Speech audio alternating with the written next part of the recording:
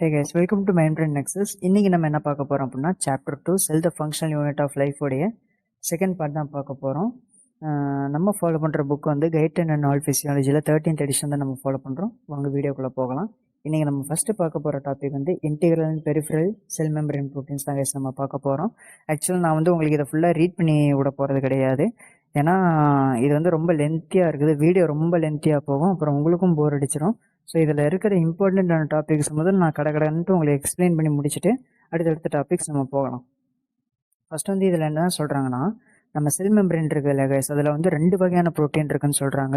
ஒன்று வந்து நம்மளுடைய இன்டீக்ரல் ப்ரோட்டீன்ஸ் அண்ட் இன்னொன்று வந்து நம்மளுடைய பெரிஃபரல் ப்ரோட்டீன்ஸ். இந்த இன்டீக்ரல் ப்ரோட்டீன்ஸ் என்ன பண்ணுதுன்னா, நம்ம செல் மெம்பரேனில் ஒரு ஸ்ட்ரக்சரல் சேனலோ ஒரு போரை வந்து உருவாக்குது அப்படின்னு சொல்கிறாங்க. ஒரு சேனலில் ஒரு போர் ஃபார்மில் ப்ரெசென்ட் ஆகிருக்குதுன்னு சொல்கிறாங்க.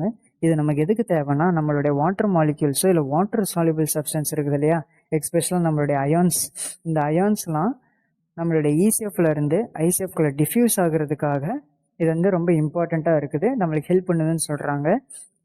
நம்மளுடைய இன்டீக்ரல் ப்ரோட்டீன்ஸ் பார்த்திங்கன்னா கேரியர் ப்ரோட்டீன்ஸாகவும் நம்ம செல் மெம்பரேனில் வந்து ப்ரெசென்ட் ஆகிருக்குன்னு சொல்கிறாங்க. இந்த கேரியர் ப்ரோட்டீன்ஸ் என்ன பண்ணோம்னா, டிஃப்யூஷன் மூலியமாக ஈஸியாக டிரான்ஸ்போர்ட் ஆகாத சப்ஸ்டன்சஸ் எல்லாம் எனர்ஜியை யூட்டிலைஸ் பண்ணி, அதாவது ஏடிபி போன்ற எனர்ஜியை யூட்டிலைஸ் பண்ணி செல்லுக்குள்ளே டிரான்ஸ்போர்ட்டை வந்து பண்ணும் அப்படின்னு சொல்கிறாங்க. சப்ஸ்டன்சஸ் வந்து செல்லுக்குள்ளே டிரான்ஸ்போர்ட் பண்ணும் அப்படின்னு சொல்கிறாங்க. இங்கே அவங்களே கொடுத்துருக்காங்க பாருங்கள். Carrier proteins even transport substances in the direction opposite to their electrochemical gradient for diffusion, which is called as active transport. அப்புறம் வந்து நம்ம இன்டீக்ரல் மெம்பரேன் ப்ரோட்டீன்ஸ் வந்து சேனல்ஸாகவும் கேரியர் ப்ரோட்டீன்ஸாகவும் மட்டும் இல்லாமல் அது வந்து நம்மளுடைய வாட்டர் சால்யூபிள் கெமிக்கல்ஸ் இருக்குது இல்லை, இந்த கெமிக்கல்ஸுக்கு ஒரு ரிசப்டார்ஸாகவும் ஃபங்க்ஷன் பண்ணுதுன்னு சொல்கிறாங்க. அப்புறம் முக்கியமாக நம்ம செகண்ட் மெசஞ்சர்ஸாகவும் இது வந்து ஃபங்க்ஷன் பண்ணுது அப்படின்னு சொல்கிறாங்க. இங்கே கீழே பார்த்தீங்கன்னா கைஸ், நான் வந்து நம்ம செல்லில் இருக்கிற முக்கியமான 5 செகண்ட் மெசஞ்சர்ஸை வந்து எழுதியிருக்கிறேன்.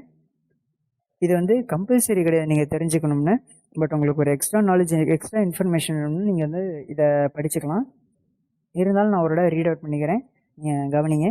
டிஏஜி அப்படிங்கிறது டைஅசில் கிளிசரால், IP3 வந்து இனிசிட்டால் ட்ரைஃபாஸ்பேட், அப்புறம் சிஏஎம்பி அப்படின்ட்டு ஒரு செகண்ட் மெசஞ்சர் இருக்குது, சைக்ளிக் அடினோசின் மோனோஃபாஸ்பேட், அப்புறம் சிஜிஎம்பி சைக்ளிக் குவானோசின் மோனோஃபாஸ்பேட், அப்புறம் நம்மளுடைய கால்சியம். இந்த 5மே பார்த்தீங்கன்னா நம்ம செல்லில் இருக்கிற இம்பார்ட்டண்ட்டான செகண்ட் மெசஞ்சர்ஸ் கைஸ். அடுத்து வந்து நமக்கு பெரிஃபரல் ப்ரோட்டீன்ஸை பற்றி சொல்கிறாங்க. இதை பற்றி என்ன சொல்கிறாங்கன்னா, இது வந்து often attached to the integral proteins.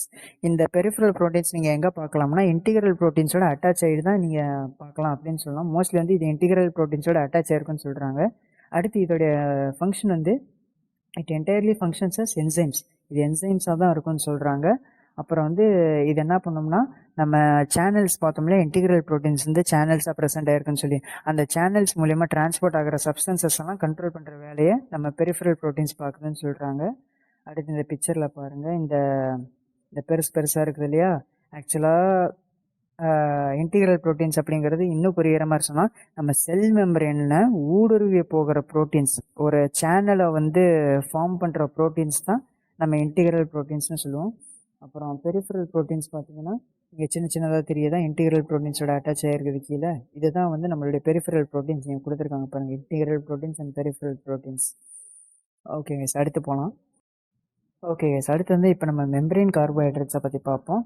Membrane carbohydrates த செல் கிளைகோகேலிக்ஸ். இதில் வந்து என்ன சொல்கிறாங்கன்னா, நம்ம கார்போஹைட்ரேட்ஸ் இருக்குது இல்லை செல் மெம்பரேனில், அது அப்படியே இல்லாமல் ஒன்று அது ப்ரோட்டீன் கூடயோ இல்லை லிபிட்ஸ் கூடயோ கம்பைன் ஆன ஃபார்மில் தான் இருக்குன்னு சொல்கிறாங்க கைஸ். சப்போஸ் நம்மளுடைய கார்போஹைட்ரேட் ப்ரோட்டீன் கூட கம்பைன் ஆகிருந்துச்சுன்னா அதை வந்து நம்ம கிளைகோ ப்ரோட்டீன்ஸ்னு சொல்லுவோம். சப்போஸ் அது லிபிட்ஸ் கூட கம்பைன் ஆகிருந்துச்சுன்னா அதை நம்ம வந்து கிளைகோலிபிட்ஸ்னு சொல்லுவோம். இங்கே கொடுத்துருக்காங்க பாருங்கள், கிளைகோ ப்ரோட்டீன்ஸ் அண்ட் கிளைகோலிபிட்ஸ். இது வந்து காம்பினேஷன் ஆஃப் ப்ரோட்டீன் கூடயோ இல்லை லிபிடோடையோ கம்பைன் ஆன ஃபார்மில் தான் இருக்குன்னு சொல்கிறாங்க. அடுத்து இந்த கிளைகோ ப்ரோட்டீனோ இல்லை கிளைகோ லிபிடோ சரி, ரெண்டுத்தில் எதுவாக இருந்தாலும் அதோடைய கிளைகோ போர்ஷன் இருக்குது இல்லையா, இந்த கிளைகோ போர்ஷன் வந்து எப்பயுமே ப்ரொட்ரூடாக செல்லுக்கு வெளியே வந்து ப்ரொட்ரூடாக தான் இருக்கும் அப்படின்னு சொல்கிறாங்க. அடுத்து வந்து புரோட்டியோகிளைக்கன்ஸை பற்றி சொல்லியிருக்காங்க. இந்த புரோட்டியோகிளைக்கன்ஸ் வந்து ஒரு முக்கியமான கார்போஹைட்ரேட் சப்ஸ்டன்ஸ்னு சொல்கிறாங்க. இது நம்ம செல் மெம்பரேனில் இருக்கிற சின்ன ப்ரோட்டீன்ஸ் கூட கம்பைன் பண்ணி ஒரு லூஸ் கோட்டை வந்து ஃபார்ம் பண்ணுன்னு சொல்கிறாங்க செல்லுக்கு அவுட்டர் சர்ஃபேஸில்.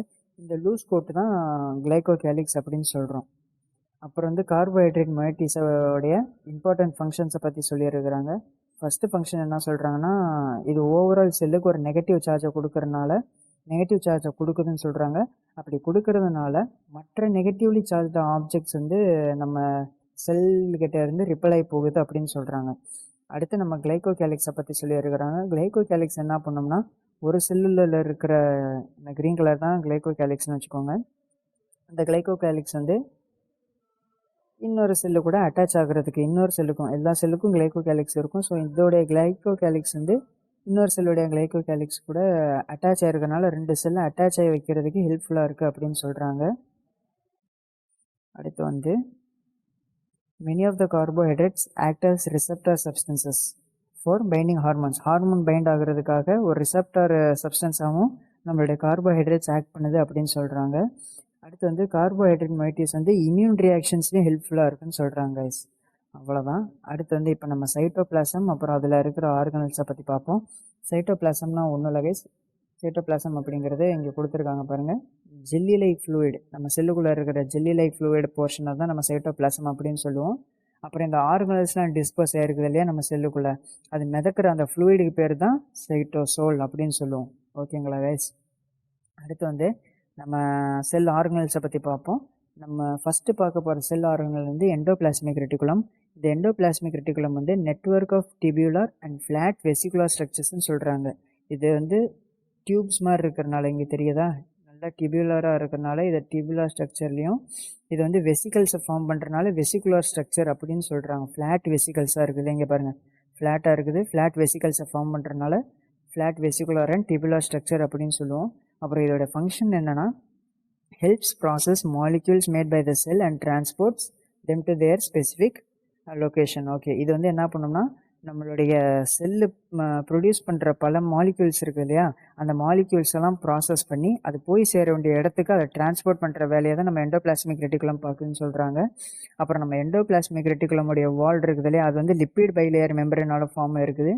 அப்புறம் ஒரு எண்டோபிளாஸ்மிக் ரெட்டிகுலமுடைய சர்ஃபேஸ் ஏரியா எந்த அளவுக்கு இருக்குதுன்னா, அதுக்கு ஒரு எக்ஸாம்பிளாக நம்ம லிவர் செல்லில் இருக்கிற எண்டோபிளாஸ்மிக் ரெட்டிகுலத்தை பற்றி சொல்லியிருக்கிறாங்க.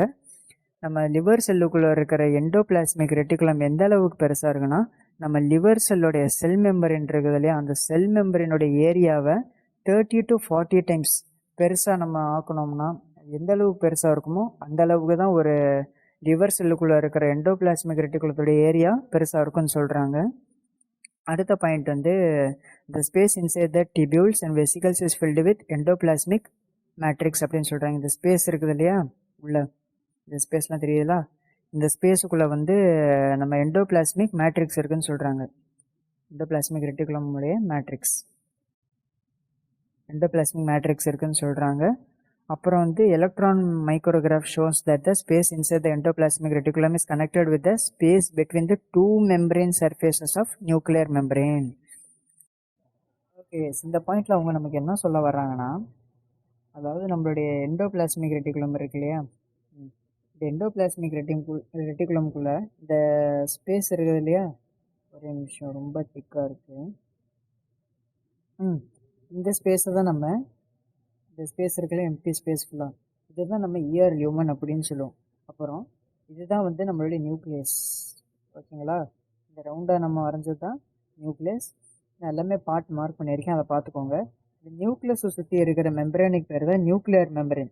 இந்த நியூக்ளியர் மெம்பரேனில் கைஸ் 2 லேயர் இருக்கும். ஒன்று வந்து அவுட்டர் நியூக்ளியர் மெம்பரேன், இன்னொன்று இன்னர் நியூக்ளியர் மெம்பரேன். இப்போ பார்த்தீங்கன்னா உங்களுக்கு தெரியும், இந்த ஆரஞ்சு கலர் வந்து அவுட்டர் நியூக்ளியர் மெம்பரேன், இந்த வயலட் கலர் வந்து இன்னர் நியூக்ளியர் மெம்பரேன். இந்த பாயிண்டில் என்ன சொல்கிறாங்கன்னா, எரேஸ் பண்ணிக்கிறேன். இந்த பாயிண்டில் என்ன சொல்ல வராங்கன்னா, நம்மளுடைய எண்டோபிளாஸ்மிக் ரெட்டிகுலம்குள்ளே இருக்கிற ஸ்பேஸும் நம்மளுடைய நியூக்ளியர் மெம்பரேன், 2 நியூக்ளியர் மெம்பரேனுக்கு நடுவில் இருக்கிற ஸ்பேஸும் ரெண்டுமே மிக்ஸ் ஆகுது அப்படின்னு சொல்ல வர்றாங்க. இந்த இடத்துல நீங்களே பாருங்கள், shows the space inside the endoplasmic reticulum is connected with the space between the 2 membrane surfaces of nuclear membrane. Nuclear மெம்பரேனுடைய 2 மெம்பரேன், இந்த 2 மெம்பரேனுக்கு நடுவில் இருக்கிற ஸ்பேஸ் கூட எண்டோபிளாஸ்மிக் ரெட்டிகுலமுடைய ஸ்பேஸ் வந்து கனெக்டடாக இருக்குது அப்படின்னு தான் சொல்கிறாங்க. இந்த டயக்ராம் நீங்கள் பார்த்தீங்கன்னா உங்களுக்கு புரிஞ்சு போயிடும். இதுதான் நியூக்ளியர் மெம்பரேன்ஸுக்கு நடுவில் இருக்கிற ஸ்பேஸு, இதுதான் நம்மளுடைய எண்டோபிளாஸ்மிக் ரெட்டிகுலமுக்கு நடுவில் இருக்கிற ஸ்பேஸு. இந்த 2 ஸ்பேஸும் இப்படி கனெக்ட் ஆகிருக்குது அப்படின்னு தான் சொல்ல வராங்க இந்த பாயிண்டில். இப்போ நம்ம வந்து அடுத்த பாயிண்ட் பார்க்கலாம் கைஸ். அடுத்து வந்து அவ்வளோதான் எண்டோபிளாஸ்மிக் ரெட்டிகுலமை பற்றி. அடுத்த செல் ஆர்கனல் வந்து நமக்கு ரைபோசோம்ஸை கொடுத்துருக்காங்க. Ribosomes and granular endoplasmic reticulum அப்படின்னு கொடுத்துருக்காங்க. இதில் என்ன கொடுத்துருக்காங்கன்னா, attached to the outer surface of many parts of endoplasmic reticulum are large number of minute granular particles called ribosomes. நம்ம எண்டோபிளாஸ்மிக் ரெட்டிகுலமில் இந்த கிரீன் கலர் டாட்டா வரைஞ்சிருக்கேன்னா இந்த இடத்துல இதுதான் வந்து ரைபோசோம்ஸ். நம்ம எண்டோபிளாஸ்மிக் ரெட்டிகுலமில் அவுட்டர் சர்ஃபேஸில் வந்து அட்டாச் ஆயிருக்குன்னு சொல்கிறாங்க. இந்த பிக்சரில் அவங்க கொடுத்துருக்கிற பிரச்சனையில் நீங்கள் பார்த்தீங்கன்னாலும் சின்னதாக இருக்குதா ப்ளூ கலரில், இது இது இது இது எல்லாமே எண்டோபிளாஸ்மிக் ரெட்டிகுலமில் ஒட்டி இருக்கிற ரைபோசோம்ஸ் அப்படின்னு சொல்கிறாங்க. இப்போ வந்து அடுத்த பாயிண்ட் வந்து when these particles are present the reticulum is called as granular endoplasmic reticulum. அந்த ரைபோசோம்ஸ்லாம் சப்போஸ் அந்த எண்டோபிளாஸ்மிக் ரெட்டிகுலமில் அட்டாச் ஆயிருந்துச்சுன்னா அதை வந்து நம்ம கிரானுலார் எண்டோபிளாஸ்மிக் ரெட்டிகுலம்னு சொல்கிறோம். இங்கே கொடுத்துருக்காங்க பாருங்கள். ஏன்னா இந்த ரைபோசோம்ஸ்லாம் அட்டாச் ஆயிருக்குது. இப்போ இந்த இடத்துல ரைபோசோம்ஸ்லாம் அட்டாச் ஆகாதனால எந்த ஒரு ரைபோசோமும் இல்லாதனால இதை நம்ம ஏ கிரானுலார் எண்டோபிளாஸ்மிக் ரெட்டிகுலம் அப்படின்னு சொல்கிறோம் கைஸ். அதை தான் இதில் கொடுத்துருக்குறாங்க. இங்கே பார்த்தீங்கன்னா granular endoplasmic reticulum composed of mixture. Ribosomes வந்து ஆர்என்ஏ ப்ளஸ் ப்ரோட்டீன் தான் நம்ம ரைபோசோம்ஸ்னு சொல்கிறோம். Mixture of RNA and proteins தான் ரைபோசோம்ஸ். அதை நீங்கள் ஞாபகத்தில் வச்சுக்கோங்க. அப்புறம் இதோட ஃபங்க்ஷன் என்னென்னா ப்ரோட்டீன் மாலிகூல்ஸை ப்ரொடியூஸ் பண்ணுறது தான் இதோட எண்டோபிளாஸ்மிக் ரெட்டிகுலமுடைய ஃபங்க்ஷன். கிரானுலர் எண்டோபிளாஸ்மிக் ரெட்டிகுலம் இருக்குது இல்லையா, எண்டோபிளாஸ்மிக் ரெட்டிகுலம் வந்து 2 வகையான எண்டோபிளாஸ்மிக் ரெட்டிகுலம் இருக்குது. ஒன்று கிரானுலர், இன்னொன்று வந்து ஏ கிரானுலர். ஒரு நிமிஷம் நான் வந்து கிளியராக இருக்கிற ஒரு இடத்துல வரைகிறேன். உங்களுக்கு ஒரு ஃப்ளோ சார்ட் மாதிரி போடுறேன். இந்த இடத்துல பார்த்தீங்கன்னா எண்டோபிளாஸ்மிக் ரெட்டிகுலம் 2 வகை இருக்குது. கிரானுலர் அப்புறம் ஏ கிரானுலர். கிரானுலரில் வந்து ரைபோசோம்ஸ் வந்து அட்டாச் ஆகிருக்கும். Ribosomes attached. இதில் வந்து ரைபோசோம்ஸ் வந்து ஆப்சென்ட். Ribosomes absent. அப்புறம் நம்மளுடைய கிரானுலர் எண்டோபிளாஸ்மிக் ரெட்டிகுலம் வந்து synthesises proteins, protein molecules short ஃபார்மாக போடுறேன். அப்புறம் வந்து நம்மளுடைய ஏ கிரானுலர் எண்டோபிளாஸ்மிக் ரெட்டிகுலமை பற்றி சொல்கிறாங்க. இதுவும் எண்டோபிளாஸ்மிக் ரெட்டிகுலமுடைய ஒரு பார்ட்டு தான். அப்புறம் இதில் ரைபோசோம்ஸ் இருக்காது. அப்புறம் என்ன சொல்கிறாங்க, இதோட இன்னொரு பேர் வந்து ஸ்மூத் எண்டோபிளாஸ்மிக் ரெட்டிகுலம்னு சொல்கிறாங்க. அப்புறம் இதோடைய ஃபங்க்ஷன் வந்து லிபிட் சிந்தசிஸ். இன்னொரு பேர் வந்து ஸ்மூத் எண்டோபிளாஸ்மிக் ரெட்டிகுலமாக தான் நான் இஆர்னு போடுறேன். அப்புறம் வந்து இதோடைய function synthesizes lipid substances. Okay, நம்ம ஒரு ரீகால் பண்ணிக்கலாம். ரைபோசோம்ஸ் அப்படின்னா என்ன, இங்கே நான் அதையும் போட்டுறேன். ரைபோசோம்ஸ் அப்படிங்கிறது ribosomes are mixture of RNA and proteins. ஓகேவா, இந்த இடத்துல கொடுத்துருக்குறாங்க அவங்க. Ribosomes are composed of mixture of RNA and proteins. அப்போ ரைபோசோம்ஸ் வந்து நீங்கள் எங்கே பார்க்கலாம், கிரானுலர் எண்டோபிளாஸ்மிக் ரெட்டிகுலமில் பார்க்கலாம். எங்கே பார்க்க முடியாது, ஏ கிரானுலர் எண்டோபிளாஸ்மிக் ரெட்டிகுலமில் பார்க்க முடியாது. கிரானுலர் எண்டோபிளாஸ்மிக் ரெட்டிகுலமுக்கு இன்னொரு பேர் இருக்குது, உங்களுக்கு தெரியும்னு நினைக்கிறேன், rough endoplasmic reticulum, rough ER. Okay, அப்புறம் வந்து ஸ்மூத் எண்டோபிளாஸ்மிக் ரெட்டிகுலம் வந்து ஏ கிரானுலர் எண்டோபிளாஸ்மிக் ரெட்டிகுலமுடைய இன்னொரு பேர். அதில் வந்து ரைபோசோம்ஸ் இருக்காது. அப்புறம் கிரானுலர் எண்டோபிளாஸ்மிக் ரெட்டிகுலமுடைய ஃபங்க்ஷன் வந்து synthesis of protein molecules. Agranular endoplasmic ரெட்டிகுலமுடைய ஃபங்க்ஷன் வந்து சிந்தசிஸ் ஆஃப் லிபிட் சப்ஸ்டன்சஸ். அவ்வளோதான் கைஸ் இதில் கொடுத்துருக்குறாங்க. நம்ம அடுத்து வந்து கோல்ஜி apparatus, அடுத்த ஆர்கனல் போகலாம். கோல்ஜி apparatus வந்து usually composed of 4 or more stacked layers of thin flat enclosed vesicles lying near the side of nucleus. நியூக்ளியஸுக்கு பக்கத்தில் தின்னாக ஃப்ளாட்டாக என்க்ளோஸ்டு வெசிக்கல்ஸாக 4 அடுக்குகளாக 4 லேயர்ஸாக வந்து ஸ்டாக் ஆகிருக்குன்னு சொல்கிறாங்க. அதுதான் கோல்ஜி apparatus அப்படின்னு சொல்கிறாங்க. This apparatus is prominent in secretory cells. இது வந்து செக்ரேட்டரி செல்ஸில் வந்து நீங்கள் பார்க்கலாம் அப்படின்னு சொல்கிறாங்க. It functions in association with the endoplasmic reticulum. இது எண்டோபிளாஸ்மிக் ரெட்டிகுலம் கூட அசோசியேட் ஆகிட்டு அது கூட சேர்ந்து ஃபங்க்ஷன் ஆகும் அப்படின்னு சொல்கிறாங்க. அதோட ஃபங்க்ஷன் என்னென்னா, small transport vesicles called endoplasmic reticulum vesicles or ER vesicles continually pinch off from the endoplasmic reticulum and shortly thereafter fuse with the Golgi apparatus. endoplasmic reticulumல இருந்து எண்டோபிளாஸ்மிக் ரெட்டிகுலம் உடைய ER வெசிகல்ஸ்ன்னு நம்ம அதை சொல்லலாம், இல்லைனா எண்டோபிளாஸ்மிக் ரெட்டிகுலம் வெசிகல்ஸ்ன்னு நம்ம சொல்லலாம். அது endoplasmic ரெட்டிகுலம்ல இருந்து பிஞ்ச் ஆஃப் ஆகிட்டு நம்ம கோல்ஜி apparatusக்குள்ளே வந்துடும் அப்படின்னு சொல்கிறாங்க. நம்ம கோல்ஜி apparatus கூட ஃபியூஸ் ஆகிக்கும். In this way, substances entrapped in the ER vesicles are transported from the endoplasmic reticulum to the Golgi apparatus.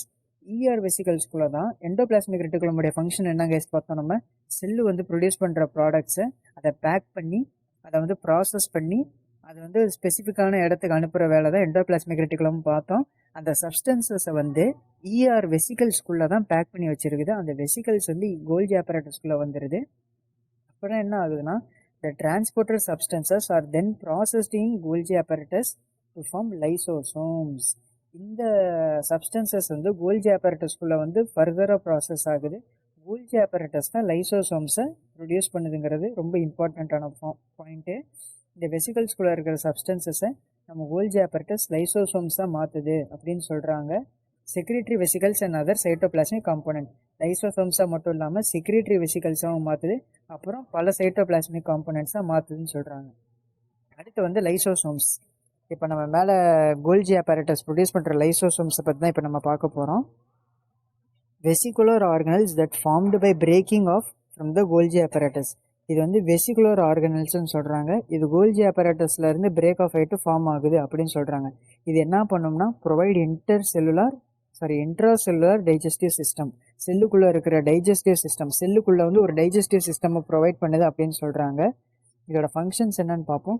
Damaged cellular structures. இது வந்து அலோவ்ஸ் த செல் டு, இது வந்து டேமேஜ்டு செல்லுலார் ஸ்ட்ரக்சர். செல்லுக்குள்ளே இருக்கிற structures damage ஆயிருந்துச்சுன்னா அந்த damage ஆன ஸ்ட்ரக்சர்ஸை digest பண்ணுற வேலையை பார்க்குன்னு சொல்கிறாங்க.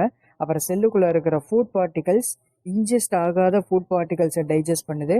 அப்புறம் செல்லுக்குள்ளே இருக்கிற தேவையில்லாத மேட்டர் லைக் பாக்டீரியா வந்து அதையும் டைஜஸ்ட் பண்ணுது அப்படின்னு சொல்கிறாங்க. The lysosome is quite different in various cell types.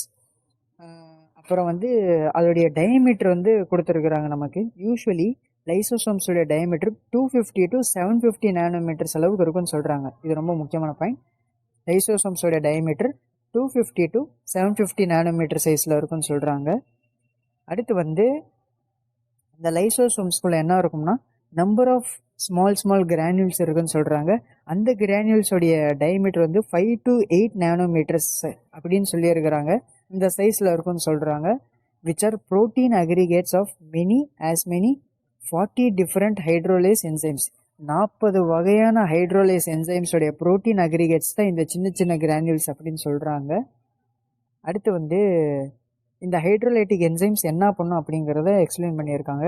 The hydrolytic enzyme is capable of splitting an organic compound into 2 or more parts. ஒரு ஆர்கானிக் காம்பவுண்டை 2 இல்லை 2க்கு மேற்பட்ட பார்ட்ஸாக வந்து பிரிக்குது, ஸ்பிளிட் பண்ணுது அப்படின்னு சொல்கிறாங்க. By combining hydrogen from, okay, அந்த ஆர்கானிக் காம்பவுண்ட் இருக்கு இல்லையா, அந்த காம்பவுண்டுடைய ஒரு பார்ட்டில் H2Oவில் இருக்கிற ஹைட்ரஜனை வந்து பிரித்து H2O வந்து 2ஆக பிரிக்குது கைஸ். ஹைட்ரஜனாக பிரிக்குது, அப்புறம் நம்மளுடைய ஹைட்ராக்சிலாகவும் பிரிக்குது. இப்போ இந்த ஹைட்ரஜன் பார்ட் வந்து அந்த ஆர்கானிக் காம்பவுண்டுடைய ஒரு பார்ட்டில் போய் அட்டாச் ஆகுது, அப்புறம் நம்ம ஹைட்ராக்சில் போர்ஷன் வந்து ஒரு பார்ட்டில் போய் அட்டாச் ஆகுது அப்படின்னு சொல்கிறாங்க. இப்படி தான் ஒரு ஆர்கானிக் காம்பவுண்டை 2ஆக பிரிக்குது அப்படின்னு சொல்கிறாங்க guys. For instance, protein is hydrolysed to form. Okay, ப்ரோட்டீனை அமைனோ ஆசிட்ஸாக மாற்றுது, அப்புறம் நம்மளுடைய கிளைக்கோஜனை குளுக்கோஸாக மாற்றுது, லிப்பிட்ஸை வந்து ஃபேட்டி ஆசிட்ஸாகவும் கிளிசராலாக மாற்றுது அப்படின்னு சொல்கிறாங்க இந்த ஹைட்ரோலைட்டிக் என்சைம்ஸ். அப்புறம் இந்த ஹைட்ரோலைட்டிக் என்சைம்ஸ் ஆர் லைசோசோம்ஸ்குள்ளே வந்து இந்த ஹைட்ரோலைட்டிக் என்சைம்ஸ் ஹை கான்சன்ட்ரேஷனில் இருக்கும் அப்படின்னு சொல்கிறாங்க. அடுத்து வந்து பெராக்சிசோம்ஸ். பெராக்சிசோம்ஸ் வந்து ஃபிசிக்கலாக பார்த்தீங்கன்னா லைசோசோம்ஸ் மாதிரியே தான் இருக்குன்னு சொல்கிறாங்க. இது வந்து செல்ஃப் ரெப்ளிகேஷனால ஃபார்ம் ஆயிருக்குதுன்னு சொல்கிறாங்க, இல்லைனா budding off from the smooth endoplasmic reticulum. ஒன்று செல்ஃபாக ரெப்ளிகேட் ஆகிட்டு ஃபார்ம் ஆகலாம்னு சொல்கிறாங்க, இல்லை ஸ்மூத் எண்டோபிளாஸ்மிக் ரெட்டிகுலமில் இருந்து பட் ஆஃப் ஆகிட்டு வந்திருக்குன்னு சொல்கிறாங்க. செகண்ட் திங் வந்து ஹைட்ரோலேஸ் வந்து நம்ம லைசோசம்ஸ்குள்ளே பார்த்தோம். பெராக்சிசோம்ஸ்குள்ளே நமக்கு ஆக்சிடேசஸ் இருக்குது அப்படின்னு சொல்கிறாங்க. Oxidases are capable of combining oxygen with hydrogen ions derived from different intracellular chemicals. Intracellular கெமிக்கல்ஸில் இருந்து டிரைவ் ஆன பல ஆக்சிஜன்ஸையும் ஹைட்ரஜன் அயான்ஸையும் கம்பைன் பண்ணும் அப்படின்னு சொல்கிறாங்க. இந்த இன்ட்ராசெல்லுலார் கெமிக்கல்ஸில் இருந்து வந்த ஹைட்ரஜனையும் ஆக்சிஜனையும் கம்பைன் பண்ணி இது வந்து ஹைட்ரஜன் பெராக்சைடை உருவாக்குதுன்னு சொல்கிறாங்க. அதாவது H2O2 வந்து ப்ரொடியூஸ் பண்ணுதுன்னு சொல்கிறாங்க. இந்த ஹைட்ரஜன் பெராக்சைடு வந்து ஒரு ஹைலி ஆக்சிடைசிங் சப்ஸ்டன்ஸ் அப்படின்னு சொல்லியிருக்கிறாங்க. இதை வந்து கேட்டலேஸ் கூட அசோசியேஷனில் வேலை செய்யுது அப்படின்னு சொல்கிறாங்க. கேட்டலேஸ் அப்படிங்கிற ஒரு இன்னொரு என்சைம் கூட சேர்ந்து வேலை செய்யுது அப்படின்னு சொல்கிறாங்க. கேட்டலேஸோடைய ஃபங்க்ஷன் என்னன்னா to oxidise many substances that might otherwise be poisonous to the cells. இது என்ன பண்ணோம்னா, ஏன் இது வந்து அசோசியேஷனில் வேலை பார்க்குதுன்னா, நம்மளுடைய செல்லுக்குள்ளே வந்து பல சப்ஸ்டன்சஸ் வந்து நம்ம செல்லுக்கு பாய்சனஸாக இருக்கும்னு சொல்கிறாங்க. ஸோ அதெல்லாம் ஆக்சிடைஸ் பண்ணுறதுக்காக இந்த நம்மளுடைய ஹைட்ரஜன் பெராக்சைடும் கேட்டலைஸும் அசோசியேட் ஆகிட்டு வேலை பார்க்குது அப்படின்னு சொல்கிறாங்க. அப்புறம் function of peroxisome is to catalyse long chain fatty acids. பெராக்சிசோம்ஸோட இன்னொரு ஃபங்க்ஷன் வந்து லாங் செயின் ஃபேட்டி ஆசிட்ஸை வந்து கேட்டபலைஸ் பண்ணுறது அப்படின்னு சொல்கிறாங்க. அப்புறம் நம்ம இப்போ கடைசியாக பார்க்குறது வந்து செக்ரேட்டரி வெசிகல்ஸ். செக்ரேட்டரி வெசிகல்ஸோடைய ஒரு முக்கியமான ஃபங்க்ஷன் என்னென்னா secretion of special chemical substances. Special chemical சப்ஸ்டன்சஸை செல்லுக்குள்ளே செக்ரேட் பண்ணுறதும் செக்ரேட்டரி வெசிகல்ஸோடைய வேலைன்னு சொல்கிறாங்க. Almost all such secretory substances are formed by endoplasmic reticulum. Most of இந்த செக்ரேட்டரி கெமிக்கல்ஸ் இருக்கு இல்லையா, சப்ஸ்டன்சஸ், இது எல்லாத்தையும் உருவாக்குறது வந்து நம்ம எண்டோபிளாஸ்மிக் ரெட்டிகுலம் அப்படின்னு சொல்கிறாங்க. அப்புறம் நம்மளுடைய Golgi apparatus system and are then released from the Golgi apparatus into the cytoplasm in the form of storage vesicles called secretory vesicles. Okay, endoplasmic ரெட்டிகுலம்குள்ளே ஃபார்ம் ஆகிட்டு கோல்ஜி apparatusக்குள்ளே போய் கோல்ஜி apparatus வந்து அதை சுற்றி ஒரு வெசிக்கலை ஃபார்ம் பண்ணி சைட்டோபிளாசம்குள்ளே ரிலீஸ் பண்ணிடுது அப்படின்னு சொல்கிறாங்க. இப்போ இந்த சைட்டோபிளாசம்குள்ளே ரிலீஸ் ஆன இந்த வெசிக்கல்ஸ்குள்ளே அந்த கெமிக்கல்ஸ் இருக்குது. ஸோ இதை மொத்தமாக நம்ம secretory vesicles or secretory granules அப்படின்னு சொல்கிறோம். Secretory vesicles inside the pancreatic acinar cells. These vesicles store protein. Okay, pancreatic acinar cells அப்படிங்கிற செல்ஸுக்குள்ளே இருக்கிற செக்ரேட்டரி வெசிகல்ஸ் என்ன பண்ணோம்னா ப்ரோட்டீன் ப்ரோ என்சைம்ஸை ஸ்டோர் பண்ணும் அப்படின்னு சொல்கிறாங்க. ப்ரோ என்சைம்ஸ்னால் ஆக்டிவேட் ஆகாத என்சைம்ஸை தான் நம்ம ப்ரோ என்சைம்ஸ் அப்படின்னு சொல்கிறோம். இந்த மாதிரி ப்ரோ என்சைம்ஸை தான் நம்மளுடைய pancreatic acinar cells ஸ்டோர் பண்ணுது அப்படின்னு சொல்கிறாங்க. இந்த proenzymes are secreted later through the outer cell membrane into the pancreatic duct. Outer cell membrane என்ன பண்ணோம்னா இந்த ப்ரோ என்சைம்ஸை நம்ம pancreatic ductuக்குள்ளே ரிலீஸ் பண்ணோம். அங்கேருந்து நம்ம டியோடினமுக்கு டிரான்ஸ்போர்ட் ஆகுதுன்னு சொல்கிறாங்க. டியோடினம்குள்ளே தான் இந்த ப்ரோ என்சைம்ஸ் ஆக்டிவேட் ஆகிட்டு என்சைம்ஸாக மாறுது. அப்புறம் டைஜஸ்டிவ் ஃபங்க்ஷன்ஸை பெர்ஃபார்ம் பண்ணுதுன்னு சொல்கிறாங்க. அவ்வளோதான் கைஸ் இந்த வீடியோவில். இந்த வீடியோக்கு இது போதும். நம்ம டோட்டலாக 10 செல் ஆர்கனல்ஸ் இருக்குது. நம்ம இன்றைக்கி வந்து 6 செல் ஆர்கனல்ஸ் பார்த்தோம். மீதி இருக்கிற 4 செல் ஆர்கனல்ஸ் வந்து நம்ம அடுத்த வீடியோவில் பார்க்கலாம். உங்களுக்கு ஏதாவது டவுட் இருந்துச்சுன்னா நீங்கள் கமெண்ட் செக்ஷனில் போடுங்க. நான் கண்டிப்பாக அதுக்கு ரிப்ளை பண்ணுவேன். Okay guys, tata, bye. அடுத்த வீடியோவில் பார்க்கலாம்.